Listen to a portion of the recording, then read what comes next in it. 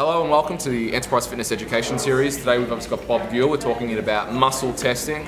So Bob, one of the things you can do with muscle testing is you can actually very effectively basically look at food intolerances. Is that correct? Yes. Right. Actually, when you look at food intolerances using NRT, believe it or not, I know some people argue this out there, it's more accurate than blood work. Yes.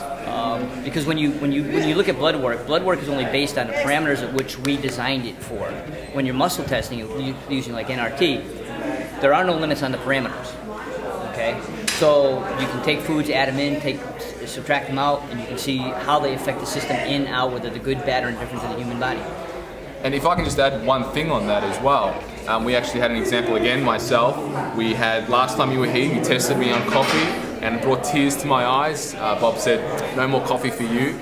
But I was fortunate enough to find a different type of coffee, a cold pressed coffee. I got Bob to test me on it this time round, and my body does fine with that. So what you find with food intolerance screenings as well is that they've specified specific brands, specific foods. So let's say, for example, you might have an allergic response or an intolerance to a specific brand of coffee, but you go to another brand, let's say it's an organic brand, and the intolerance isn't there. So you needlessly limit the food selection when actually you can, it's just that you're not testing multiple brands. Right, yeah, and a good example of that is I had a client brought in, she loves apples.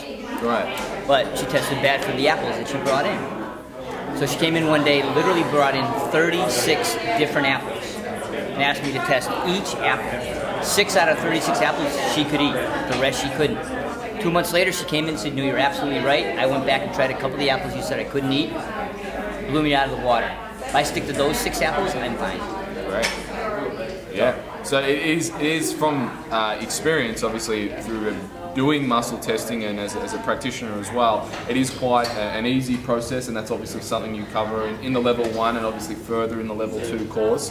We certainly cover that, and yeah, it's very effective and a very good tool for anyone out there working with clients to simply and effectively implement into their business to help clients with better food choices.